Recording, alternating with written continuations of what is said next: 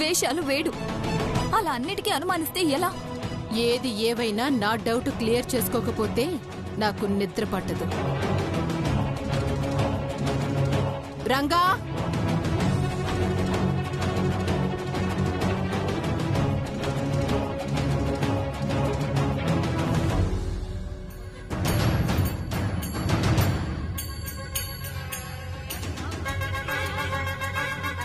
అమ్మా, వెళ్ళి దేవుడి గదిలో శాలువా, రుద్రాక్షలు, విభూది తీసుకురా. అలాగేనమ్మా.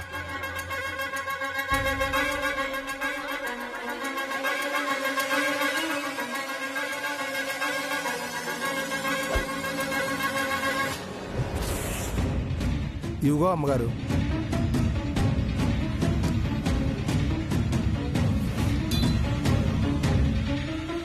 అత్తయ్యకి అనుమానం వచ్చినట్టుంది. సిద్ధు దొరికిపోయినట్టే. మెళ్ళో రుద్రాక్షలేసుకుని శాలువా కప్పుకో. ఎందుకు? వేసుకోమని చెప్పానా? వేసుకో.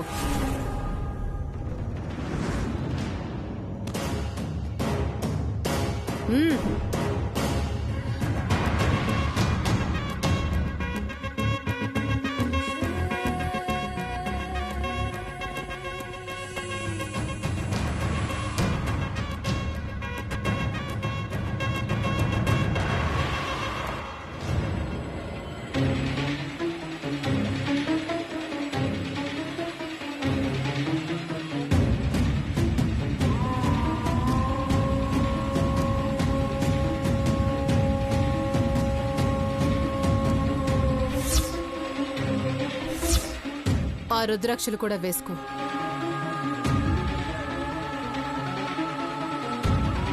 అసలు అది కాదు. వేసుకోమన్నానా?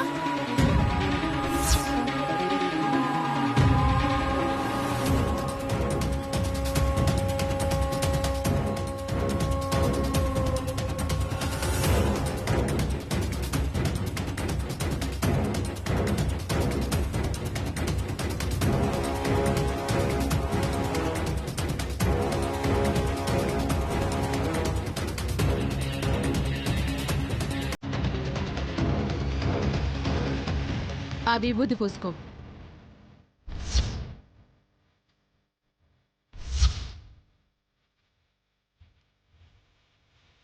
అది కాదు, ఇదంతా. పూసుకోమని చెప్పానా?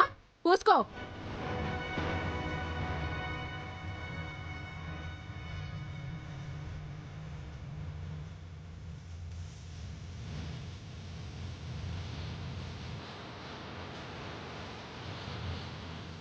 దేవుడా, సిద్ధుని సేవ్ చేయి.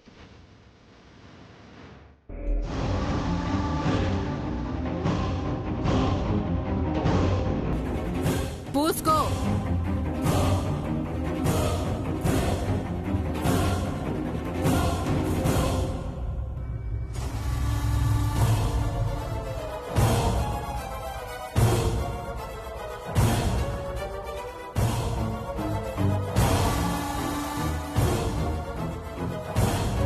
దమయంతి,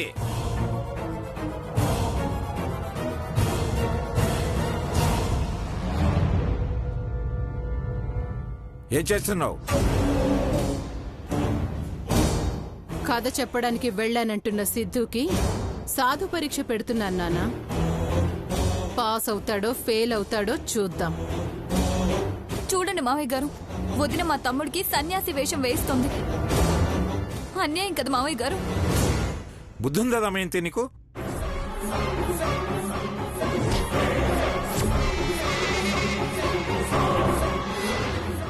సన్యాసి వేషం కాదు నాన్న, సాధు వేషం. చాలే ఆపో, పిచ్చి వేషాలు వేయకండి.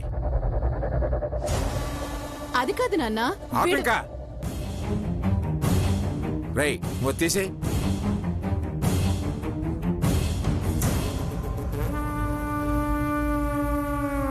వెళ్ళండి లోపలికి. ఎప్పుడు ఏదో గొడవ చేస్తూనే ఉంటారు.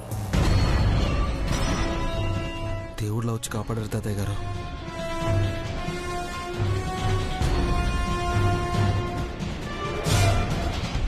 ఇప్పుడు ఎలా ఉంది? పర్లేదు. ఎందుకు? కాఫీ ఇచ్చి వాణ్ణి కూర్చోబెట్టి కబుర్లు చెప్పు. అదేంటత్తయ్య అలా అంటారు? కింద పడ్డాను కదా అని పరామర్శిస్తున్నాడు సిద్ధు. ఆ వీడి పరామర్శ ఎలా ఉంటుందో నాకు బాగా తెలుసు. నువ్వు రూమ్లోకెళ్ళు. వెళ్ళో.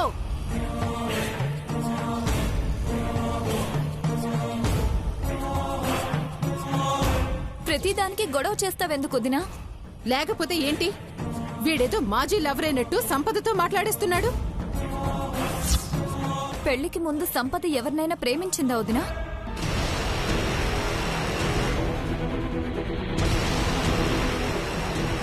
ప్రేమించిందని తెలిస్తే నా కొడుకు తాళెందుకు కడతాడు? అలాంటి కథలేవైనా ఉంటే సంపదని ప్రేమించిన వాణ్ణి ఇద్దరిని ఎన్కౌంటర్ చేసి పారేస్తాడు.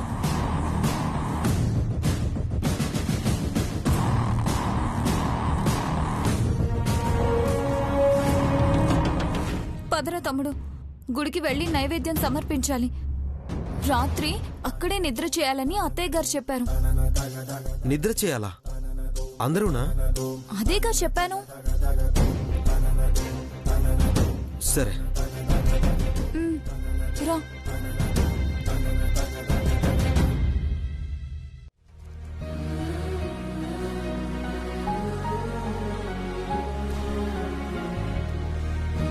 ఈ పాటికి అందరూ రెడీ అయిపోయి ఉంటారు. ఫాస్ట్ కళ్యాణి. మోడర్న్ లుక్ అంటే చిటికలో పని. ఇలా ట్రెడిషనల్ గా రెడీ అవ్వటమే కష్టం. అసలే పొట్టి డ్రెస్సులు, మోడర్న్ డ్రెస్సులు వేసుకుంటానని ఆ దమయంతి అత్త ఎప్పుడూ నోరు పారేసుకుంటూ ఉంటుంది. ఈ రోజు గిత్తలాంటి ఆ అత్త నోరు మూయించాలి.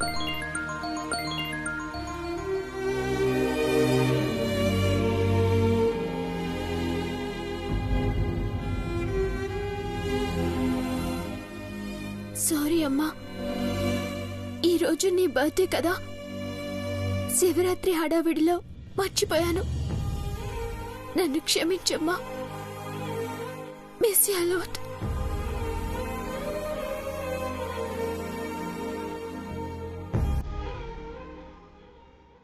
కళ్యాణి, గ్రీన్ బాగుంటుందా బ్లూ బాగుంటుందా? మీ అమ్మకి ఏ రంగైనా నప్పుతుందనుకో. అజయ్, మాధురి బర్త్డే అని బడ్జెట్ పెంచుతున్నావు. ఓకే, వీటి రేటులా నీ మీద అనుమానం కూడా తనకు పెరిగిపోతూనే ఉంది. అయినా సరే నువ్వు గొడవ పడకుండా ఇంత ఓపిగ్గా అలా ఎలా ఉండగలుగుతున్నావు? లవ్. ఏంటి? అవునమ్మా, ప్రేమతోనే, ప్రేమ వల్లే, ప్రేమ కోసం ప్రేమగానే ఉంటాను. కన్ఫ్యూజ్ చేయక అజయ్, క్లారిటీగా చెప్పు. నన్ను మీ అమ్మ అనుమానిస్తుంది అని నువ్వనుకుంటున్నావు. నా గురించే ఆలోచిస్తూ ఉంటుందని నేననుకుంటాను. ఇంత పాజిటివ్గా ఎలా తీసుకుంటావు అజయ్? నన్ను చూస్తేనే నీకిలా అనిపిస్తుంది గాని నా ప్రేమను నిలబెట్టడానికి త్యాగం చేసిన వాళ్ళ గురించి తెలుసుకుంటే ఇంకేమంటావా?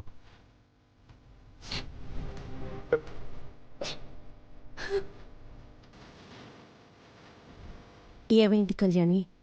ఏం లేదమ్మా. ఏం లేకపోతే ఎందుకు ఏడుస్తున్నావు? నువ్వు అబద్ధం చెప్తున్నావు. ఎవరి గురించి ఆలోచిస్తున్నట్టుందమ్మా? ఒకవేళ కాలేజ్లో బాయ్ ఫ్రెండ్ ఎవరు? హలో ఆఫీసర్, నాకేం బాయ్ ఫ్రెండ్స్ లేరు. నాకైతే నమ్మబుద్ధి కావట్లేదమ్మా. నాకు కోపం తెప్పించకండి ఆఫీసర్. అసలే నా మనసేం బాగోలేదు. ఈరోజు మా అమ్మ బర్త్డే. ఏంటమ్మా ఇది? ఓపెన్ చేయి.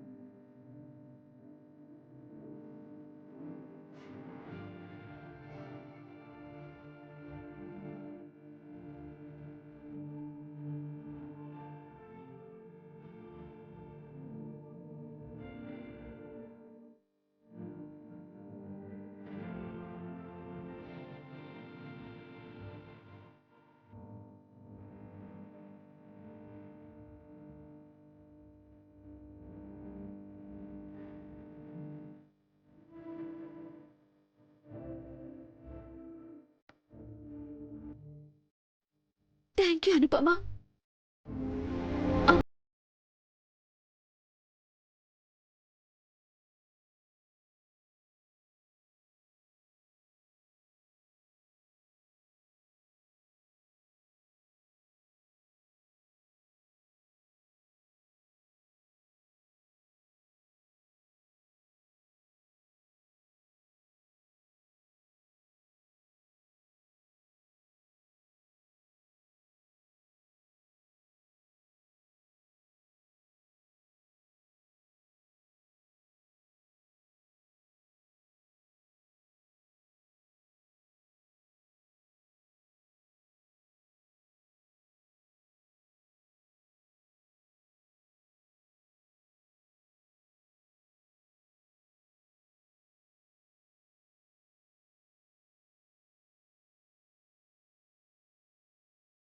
ఇప్పుడు గుడికి వెళ్తున్నాం కదా, రాత్రంతా గుళ్ళో నేను ఎదురు చేయాలి కదా. అవును, అయితే అయితేనంటావేంటి శామ్? మనం వెళ్ళిపోవడానికి అదే right time and right place. అక్కడ అందరూ ఉంటారు కదా, ఎలా?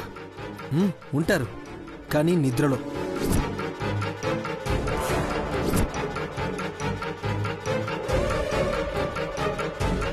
అందరూ గాఢ నిద్రలో ఉన్న టైంలో మనిద్దరం వెళ్ళిపోతాం.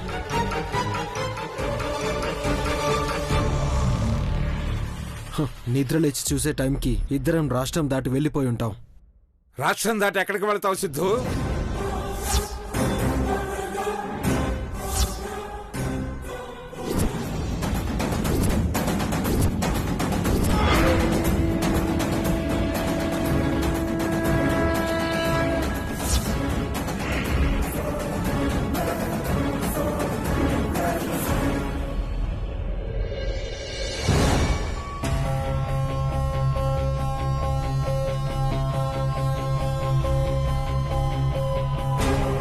ఎక్కడికి వెళ్తావు?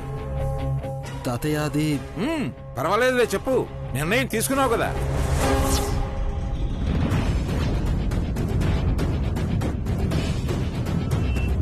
నువ్వు చేస్తుంది కరెక్ట్ కాదు సిద్ధు. ఈ విషయం ఇంట్లో వాళ్ళకి తెలిస్తే? నీ మాటలు నేను విన్నాను కాబట్టి సరిపోయింది. అదే శివపార్వతి వినుంటే ఇంకేమైనా ఉందా?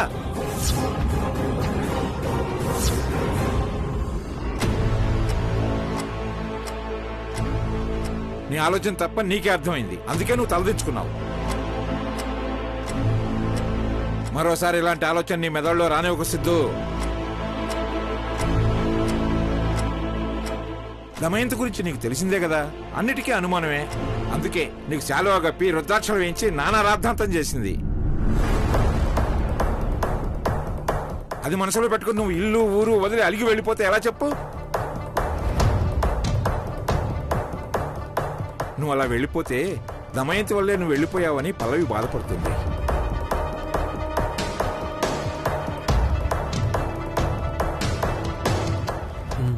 అలాగే తాతయ్య.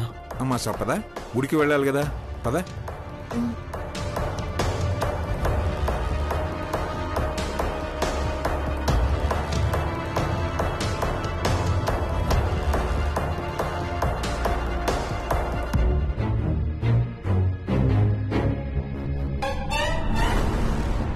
అనుపమా, దమయంతి, కళ్యాణి, అమ్మా అందరూ సిద్ధమయ్యారా? అయినట్టేనమ్మా. అభిషేకానికి కావలసినవి నైవేద్యం అన్ని సిద్ధం చేశారా? కార్లో కూడా పెట్టించానమ్మా. మరైతే వెళ్ళేద్దాం పదండి, ఆలస్యం ఎందుకు?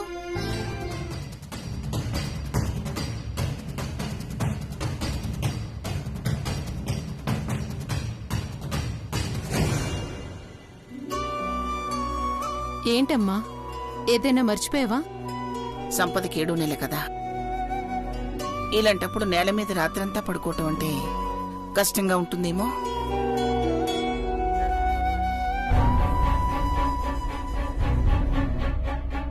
నిజమేనమ్మా, నేను ఆలోచించనే లేదు. సంపద, నువ్వు గుడికి రావద్దులేమ్మా.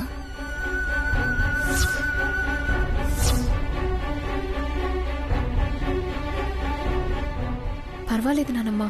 వద్దు అని అమ్మ చెప్తుంది కదా, పెద్దవాళ్ళు ఎందుకు చెప్తున్నారో అర్థం చేసుకోవాలి. రేపు జరగరాంది ఏదైనా జరిగితే అందరం బాధపడాలి సంపద.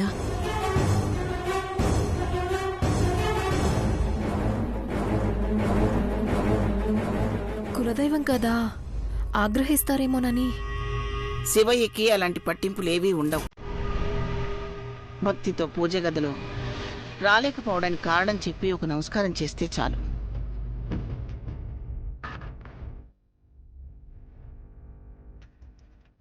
అమ్మా, సంపదకి తోడుగా నేనుండనా? నువ్వు ఇక్కడ ఉండిపోతే అక్కడ ఎలా అమ్మా? నేను సంపత్తో ఉంటాను, మీరు వెళ్ళండి. మంచిది శౌర్య. చిన్ని, అమ్మా బండితి. అలాగేనమ్మా.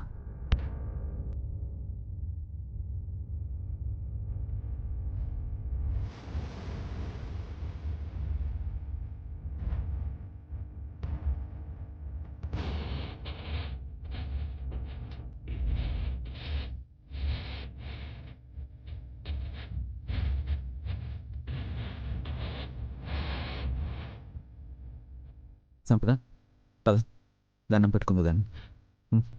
రా, పద.